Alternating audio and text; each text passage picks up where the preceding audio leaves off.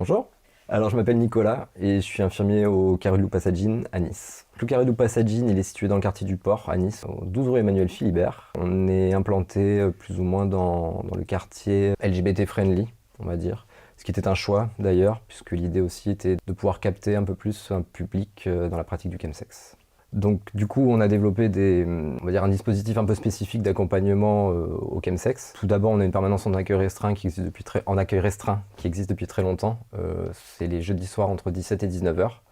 Du coup, c'est un accueil vraiment qui est dédié aux personnes dans ces pratiques, qui auraient du mal à se déplacer plus sur les horaires d'ouverture générale. La mise en place de l'accueil restreint, ça a été choisi parce que pour certains usagers en fait qui ne se considèrent pas forcément comme usagers de drogue de par leur pratique, peuvent avoir du mal à se déplacer sur des temps d'accueil plus collectifs où on accueille du coup un public parfois plus précaire le matin, notamment avec, il y a l'espace petit déjeuner, l'espace hygiène, machine à laver. La dynamique sur ces temps d'accueil, voilà, pour nous, est tout à fait normale et quotidienne.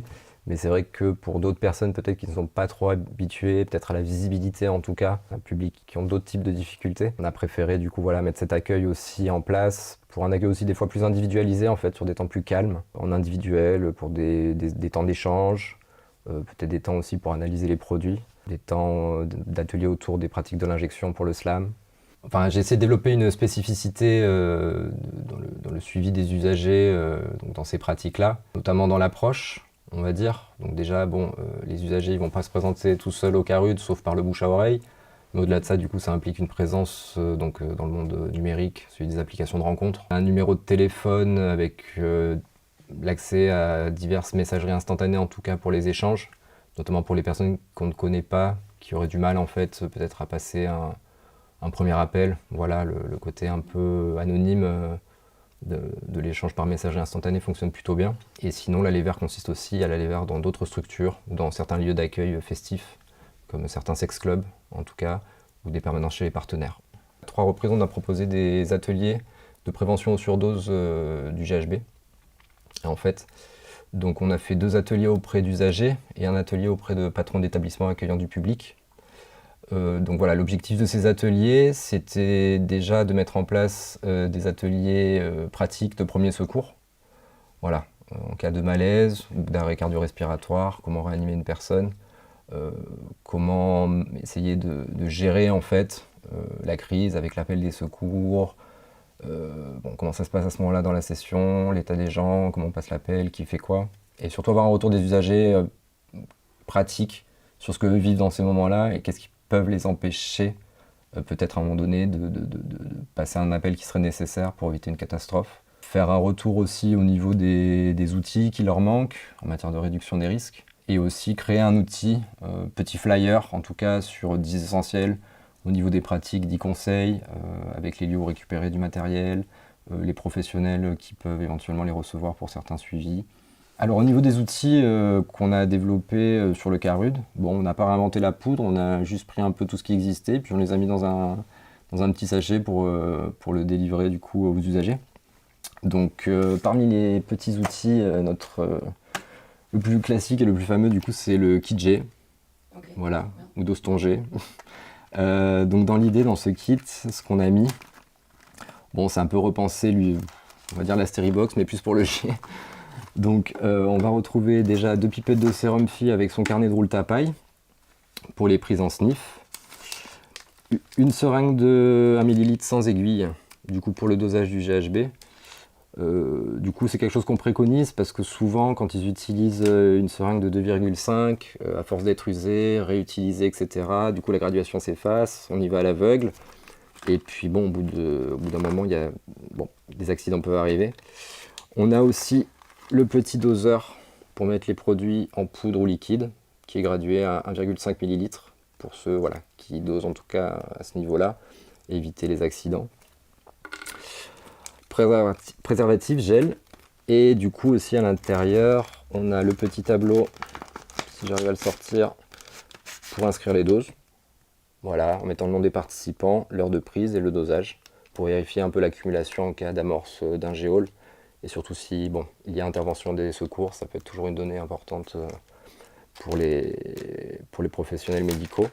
Et du coup, à l'intérieur, on a rajouté cette petite carte, ce petit flyer qu'on a créé en partenariat du coup, avec le Corévi et les usagers, avec les 10 petits essentiels, 10 petites règles un peu de base, les numéros en cas d'urgence, les lieux où on peut trouver les carules, les XAPA, les automates pour récupérer du matériel, etc. Après, donc, on a aussi développé le kit plug. Ouais. Donc là, dans l'idée, voilà, pour ceux qui sont dans la pratique du plug, c'est un peu le même principe. Donc on va mettre tout ça. Donc pareil, le petit carnet informatif, le roule ta paille. Du coup, plus spécifique, on a mis la seringue couleur avec la pompe couleur pour la préparation, voilà, pour éviter le partage. Un petit filtre, pour ceux qui aiment bien. De l'eau stérile. Et toujours pareil, après, le petit sérum Phi. Hop, le flacon doseur. Et toujours pareil, préservatif et gel. Éventuellement le gel aussi pour lubrifier du coup la pompe au moment de l'insertion et éviter certains dommages au niveau anal. Donc avec l'association Safe, on a réussi à obtenir un outil qui est encore en phase test, il me semble. Ça c'est plus pour les fumeurs de tina, donc de méthamphétamine. Donc voilà, moi j'aime bien distribuer cet outil, souvent les usagers sont assez contents. Donc voilà, c'est vraiment la petite pipe à ballon, voilà, chauffe avec le briquet tempête. Pour fumer la méthamphétamine. Et après, bon, il y a cet outil aussi pareil qui est délivré par l'association Safe qui a été vu dans une vidéo précédente qui s'intitulait 5 outils pour réduire les risques quand on pratique le chemsex.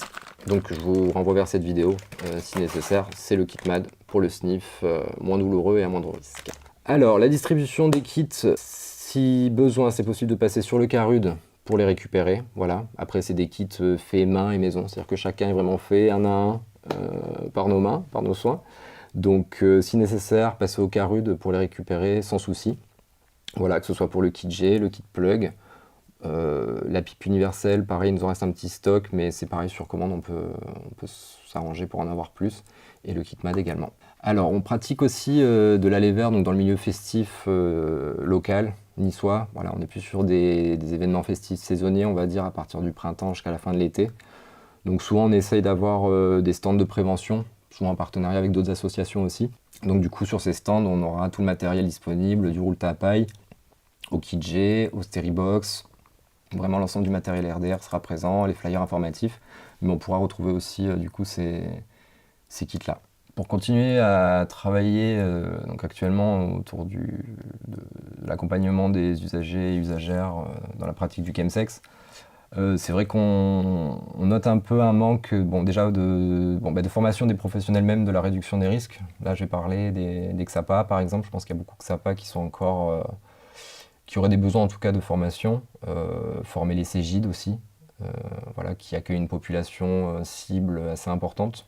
Développer les partenariats aussi, bon, on est toujours dans l'idéal avec peut-être certains services d'urgence qui ont du mal aussi, après ça peut être de manière globale aussi, hein, par rapport à l'approche auprès des usagers de drogue, autour du repérage qui pourrait permettre un accompagnement par la suite ou une réorientation en tout cas de ces personnes qui pourraient être par moment dans le besoin. Travailler un peu plus auprès des usagers même.